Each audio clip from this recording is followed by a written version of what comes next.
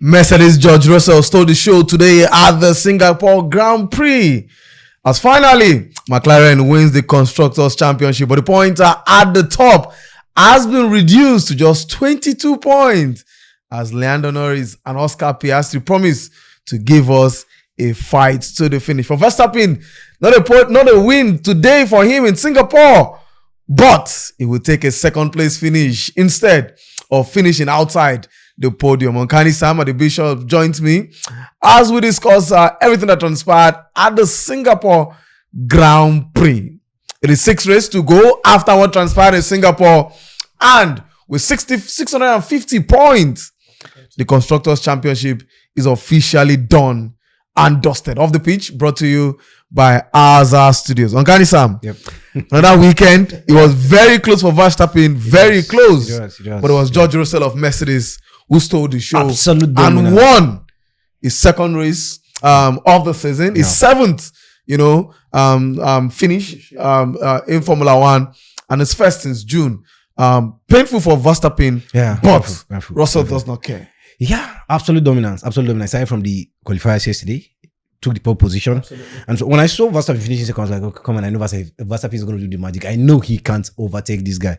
I know he will know what to do. Then, race day come properly. Verstappen make the most silliest decision by starting on a soft tire. He has no reason whatsoever to start on a soft tire. Automatically, his car became slower. At every given point, there was almost a 9-second gap. And in Formula One, 1 second gap is enough. Then talk more of 2, 3, 4, 5, 6, 7, 8, 9. So that was average. That was the gap between the two of them. At some point, he pitted. When he pitted, I thought by the time Russell would pit, he would have probably closed the gap. Then, by the time he would pit, maybe he got ahead of him. Guess what? Russell pitted, came out, and he was still leading with 4-second gap. And of course, immediately that happens. Mind you, he was already struggling. Then at some point, he even had issue with his car because he was complaining. He was speaking with immediately that happened. That Russell pitted and came out, and he was still leading with about 4 seconds. I knew it's done and dusted. I knew it's going to be difficult. Deal with him. I was praying. I was like, I wish Verstappen is going to win this, because come on, like I say, see, the truth is this, right? If he had won, I am enjoying Formula One for one reason. No position is guaranteed right now. Nobody's supposed to show whether Piastri is going to finish second. Because 22, one DNF for Piastri and a win for Lando Norris. The funny thing you guys are actually talking about, I feel Lando position is more threatening than that of Oscar Piastri. I agree with Oscar Piastri, because the way Verstappen is coming since after the summer break. He's won 2 races. About 2 races, then finished second twice. So he has gathered almost 80 something point. 25, 50, 18. By the time you put it together, I think 80 something points. Has finished the podium in all the races since he returned. Now here is it right. 100. Now here is it right. We're not going to have a dull last 6 races. Yes, exactly. No position is guaranteed for the first time. Believe me, since 2019. Yeah. For the first time, we don't know who's going to finish first, because it seems something is out of Piastri. We're not seeing the same Piastri that we used to see before. We saw the first half of the season. So it seems nothing is out of it. Even though it's this guy, it looks shaky. Lando is becoming more daring. But the biggest issue is, I just realized something today, right? How you win the race is determined on how fast the guys at the pit lane help you. Yeah, the guys at the pit lane. Because now, since the return, from the break, the guys at the pit lane for McLaren has actually been messing things up. It messed them up. Guess what? Piastri spent almost 6-7 seconds today. And I think he complained. When he pitted. He also complained today. He was not happy. He was not happy, not because of this thing. He was not happy because of his teammate. The teammate rather crash into him than crashing into Verstappen. So that was what actually made him angry. He said, come on, that shouldn't be. If you must crash into somebody, it should be into our opponent, not your teammate. That was what makes me happy. But the thing is this.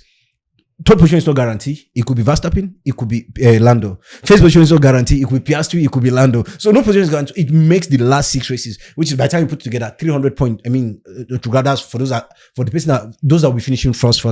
Yeah, about 300 points, because each true distance is 50. So 300 points. It makes it interesting. The pendulum can swing either way. Anyway, for me, first of all, congratulations to McLaren and the Constructors' Champion. Yeah. It was a long time coming. We saw that before. Back to back. But I think this was too easy. This is too easy. Too easy. Now, if Perez was a serious driver, that would have the same thing would have happened for him, for Verstappen last. Yes. for Red Bull. Red Bull last season. When Perez was dominating, when Verstappen was dominating, when Verstappen was finishing first, Perez was finishing 6th, 7th. And it was a Listen, problem. But now, why it was easy for them? Both of them had Because passed. they're Both of them finishing first second. Yeah. First second, so first kudos to second. McLaren again. I think they set the tempo for the season. Like he said, I think they started the first 6-7 games untouchable. 6-7 races. Yeah, races. I get bad untouchable. Nobody could come close. And winning it for me is fantastic. But I want to delve into like he said, he's giving us a rundown what really went down. I think I quite agree with him. I think I like to use that word. Verstappen gave George Russell a head start with the soft tires. For me, that's why I saw. Yeah, because the head start already made it easy for George Russell. Exactly. And one thing with racing, the hardest thing is overtake, especially when somebody gets some advantage over you. You have to be very crafty and smart. Maybe Oscar Piastri will take some crazy risks, but like I said, Verstappen is very astute. He understands Because he knows what is at stake at this point. He better finish second and finish first. I think first to finish in podium, he puts himself in problem. Absolutely. Yeah. Because the gap widens. I can assure that Oscar Piastri would have tried some trick to overtake Russia if he was one in that competition. But Verstappen was too cautious, trying not to make a mistake. Like he said, the rule is let me the Borio style. Don't just stay in the game.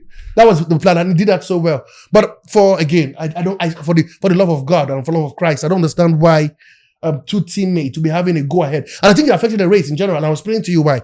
Immediately that crash happened, Oscar Piastri was swearing. Something that looked like a crash. It looks like, but when it happened, when the guy delved into his teammates. And we're arguing off air. I was telling you, why would he do that? He said there's Verstappen that caused it. There was one break and everything. I haven't seen the. I saw it aerially. It was Verstappen. Exactly. Verstappen, he hit the brake twice, and so that was what led to that. Yeah, but again, and Piastri became angry and became uncalculated. He was swearing all through the race. He was not the Piastri. Who see? There's some players, some drivers who are better drivers when they're happy. Lewis Hamilton, for one, is one of them. I can go to football and see JJ Okocha who's smiling and playing. He was all over the place. You could see he was not Piastri at all. See, so before your eyes, the championship is slipping through your hands gradually. And now, the people part that is your teammate. See, let me ask. That's crashed. McLaren's decision not to have a lead driver is not affecting them. No. For me, the fun of it is that we get to see serious competition. Yes, that was it. Yeah. That's the fun. And one thing is certain. It's fun for both drivers. It's fun for both drivers. It means whoever wins, win out of hard work. Yeah, not gift. Not because they say slow down for him. What if both now go on to lose it? No, they can't. One thing is certain. One of them must win it. No, one thing is certain. McLaren is winning it, but we don't know which of the McLaren drivers. Now, one thing is certain. Now, 22 points. Lando Norris is now 22. Yeah, the close to them behind of course Piastri. Yeah. Now, it means if Piastri have a game next week, behind Oscar Piastri. Now this is it. Yeah. He started something behind Piastri. He's not at 20. He's not at 30 now behind. No, it's about 30 something. No, it's about 28-29. 28-29. No. Behind. I'm talking about him behind and what's his name? Lando Norris. Yeah. Verstappen. Yes. Let's do the math. 22 minus 43. Okay, 31 points. Now this is it for me. This is what I'm going to. Now, if we enter the next race, which is in the US. Yeah, Austin. On the 19th. A DNF for Lando. For Piastri. For Piastri, it means Lando. And if Lando wins the race, he goes ahead. Yeah. And then what it does for Max Verstappen. He gets him closer. He cuts the gap. No. If he finishes podium, I'm saying if he finishes podium, he comes closer. Cut the gap between him and who? Between him and also Lando Norris. No. I'm going somewhere because automatically it becomes that. What it means that he comes. Piastri drops down to second. Yes, but the gap is very close. The gap will widen up. The person that he's going to cut his gap. I mean, this thing is on Piastri. No, here is simple truth, right? If Lando is finishing first, and Verstappen is finishing second. When Lando finished first, 25 points. Yeah. Verstappen 18 points. 18 points. How many points gap? 7-point gap. So Lando increases lead ahead of what's his name? Verstappen with 7 points. Why he reduces his lead? I mean, I'm going to probably so Verstappen reduces his lead to Piastri. If there's a DNF for Oscar Piastri, it automatically brings Verstappen into the title race. Exactly. No. It does. Yes, for Piastri, right? It automatically does. Yes. But what is looking right now, right? I think there's a confusion. See, what happened? See, it seems that some spirit, or what would I say? Same thing happened last year after the summer break when these guys returned. We couldn't understand it. When we were all over the place. Same thing right now. We're seeing it with the McLaren. I mean, McLaren. We don't know what's going on. Nobody seems to be getting it right. The guys on the pit lane are messing them up on track again. They're having issue with themselves. Remember last week, Verstappen could even go the first. I mean, I said Piastri could even go the first lap. Yeah, he had to. I think he had it. Right? The last Grand Slam in Monza, what's his name? Lando had the DNA because he had technical issues. Yeah. That's how crazy it has actually been. So bad. I don't know where it's coming from, whether it's desperation or so. I think desperation. But one thing is certain, that I can guarantee. One thing is certain. One of them win it. One of them is going to win it. And I love McLaren for giving this kind of competition. Believe me. No, believe me. No, it's healthy. It's healthy. I was one of those who was very ballistic when no Mercedes had that issue with Bottas and Lewis Hamilton. I asked him, I was never happy. At some point, I wanted to lose it. I was like, how do you tell a driver to slow down and let it? Not even twice. Not once, not twice. You know. I think that this guy said that was his worst ever victory. Lewis Hamilton when it happened at I can't remember the exact race when he made that statement. But this is a part of the game, and that what makes us enjoy it. I understand it, for the neutrals like me and you, we're enjoying the fact that the racer, the going to every race knowing exactly. that We have them. Anybody can enjoy. win. Let's have it. So you don't but for say the company, McLaren is winning, it's a huge risk. The lead driver It's a huge risk. If they, both of them end up not winning it, the question will now come back to why didn't they have a lead driver? The same question I asked after match 7 in this same show. No, they're not gonna ask that question. That one thing is said, like I said, McLaren will win the. Will McLaren do 1 and 2 at the end of the season? We are not sure. That I'm not so sure. No, but are they winning the championship? The driver championship? Come on, they are. And just to add, they've won the construction championship back to back. They won last year. They won this year. Now I think they have about 8 or 9. The only what do you call it? I mean, construction that actually won more than them. Ferrari, I think. Then Williams, right? No, okay, Ferrari, just Ferrari, because they won more than Williams right now. As at last year when they won, they equaled the number of construction championship that Williams have actually won. It might surprise you to know that Mercedes have no won more than 5 construction championship. All was won by a certain man. You know? I've been 5 or 6. Yeah. Then your beloved Red Bull has won just for 5-2. Because of Verstappen as well. Because of Verstappen, practically, yeah. Now let's talk about George Russell, but I want to bring it down to Mercedes. Now, Kim Antonini finished 5th. Yeah. Now, what a somehow year. You look at Mercedes are getting it right. Closely but surely. Yeah. Because second on the construction championship, even though of course they can. They come on, it's done and dusted. It's done and dusted, but we must give it to them. Now, George Russell finished 1st. His teammates finished 5th. That's impressive. It is impressive. It is extremely. The truth is this, right? One thing is clear right now. I think Mercedes have worked on their car because we've seen Joshua. I think it's not about working. I think they work on their car. don't really have a bad car. It was not as bad as Lewis Hamilton made it. No, but the same Joshua wasn't this powerful. Last year. I agree. So what changes? Maybe the fact that they work on their car, obviously, because if this is just Russell's first year and he's getting this kind of result, I would have agreed with you. He was there last year.